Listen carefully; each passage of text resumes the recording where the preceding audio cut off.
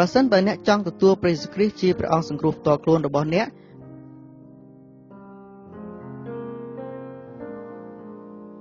ខ្ញុំអាចយាងព្រះអង្គឲ្យចូលនៅក្នុងជីវិតរបស់ផងអ្នកបានគ្រាន់តែអ្នកអធិដ្ឋានតាមខ្ញុំ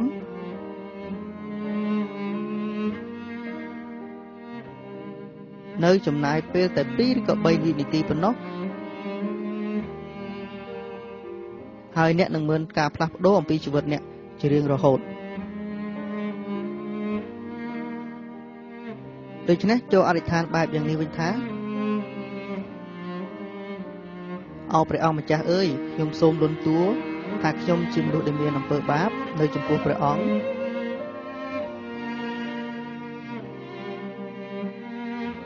ហើយខ្ញុំបានរស់ដោយសារតែជីវិតរបស់ខ្ញុំដោយត្រួតត្រាដោយខ្លួនឯង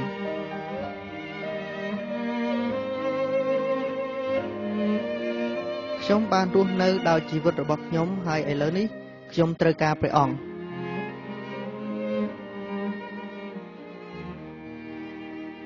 ខ្ញុំជឿថាព្រះអង្គបានសគត់នៅលើជ័យឆ្កាងជំនួសអំពើបាបរបស់ខ្ញុំ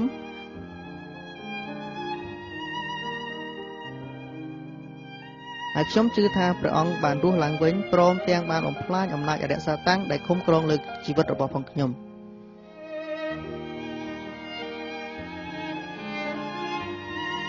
ខ្ញុំជឿថាព្រះយេស៊ូវគឺជាផ្លូវដែលអាចនាំឲ្យខ្ញុំបានទៅជួបនឹងព្រះ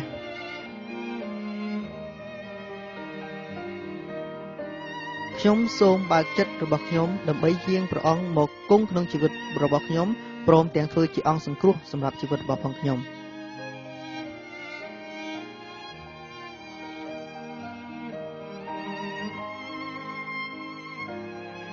សូមព្រះយេស៊ូវយាងចូលក្នុងជីវិតខ្ញុំឥឡូវនេះហើយសូមឲ្យខ្ញុំក្លាយជាកូនរបស់ផងទ្រង់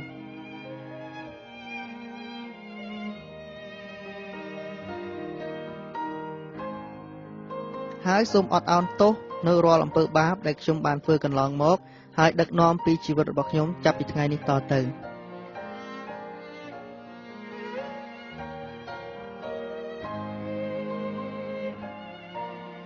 អរគុណសម្រាប់ការសង្គ្រោះ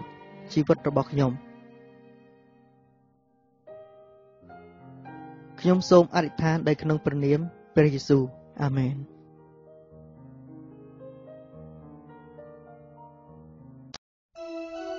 ប្រសិនបើអ្នកបានអធិដ្ឋានទៅតាមការអធិដ្ឋាននៃការទ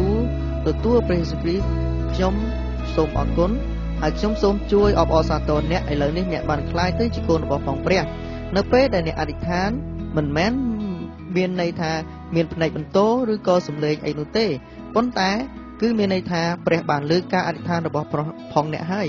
ព្រះអង្គបានរងចាំថ្ងៃនេះជាយូរណាស់មកហើយឥឡូវនេះអ្នកអាចស្គាល់ទ្រង់បានដោយការរៀនអំពីសេចក្តីស្រឡាញ់ព្រមទាំងការដឹកនាំរបស់ផងទ្រង់តើនឹងមានអ្វីកើតឡើងនៅពេលដែលអ្នកបានជឿលើអង្គព្រះយេស៊ូវគ្រីស្ទហើយ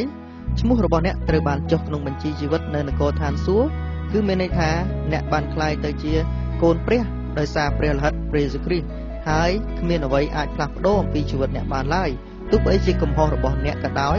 ព្រះគម្ពីរបានចែងមកថាអ្នកបានកើតជាថ្មីហើយមានន័យថាព្រះបានអត់ឱនទោសអំពើបាបរបស់អ្នកអស់ហើយព្រះវិញ្ញាណទ្រង់យាងមកសន្ធិដ្ឋនៅក្នុងជីវិតអ្នកចាប់ពីពេលនេះតទៅហើយព្រះអង្គបានសន្យាថានឹងនៅជាមួយអ្នកដឹកនាំអ្នកអាចអធិដ្ឋាននិងទទួលបានចម្លើយពិតពីទ្រង់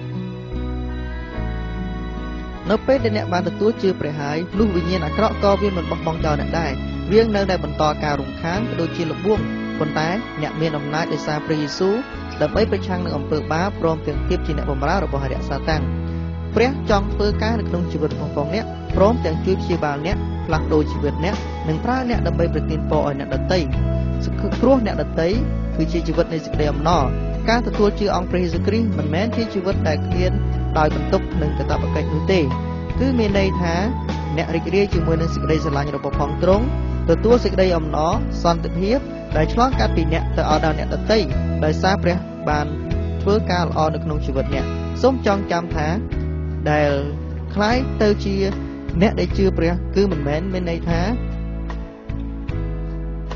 គឺជាជីវិតដែលគ្មានបញ្ហានោះទេប៉ុន្តែគឺមានន័យថាអ្នកអាចយកឈ្នះលើបញ្ហានិងផលលំបាកផ្សេងៗដែលបានកើតឡើងនៅក្នុងជីវិតអ្នក ហើយគឺមានន័យថាព្រះយេស៊ូវគ្រីស្ទគឺជាព្រះអង្គដែលបានយកឈ្នះសម្រាប់អ្នករួចទៅហើយខ្ញុំសង្ឃឹមថាអ្នកនឹងបន្តការលូតលាស់នៅក្នុងសេចក្តីជំនឿបទពិសោធន៍និងអំណាចរបស់ផងព្រះតាមរយៈបន្ទូលសន្យារបស់ផងព្រះមកដល់អ្នកហើយខ្ញុំនឹងអធិដ្ឋានឲ្យអ្នកឲ្យបានជួបបទពិសោធន៍នៃអាថ៌កំបាំងអស្ចារ្យនៃសេចក្តីសង្គ្រោះសេចក្តីអំណរដែលមាននៅក្នុងព្រះយេស៊ូវគ្រីស្ទសូមព្រះបានប្រទានពរ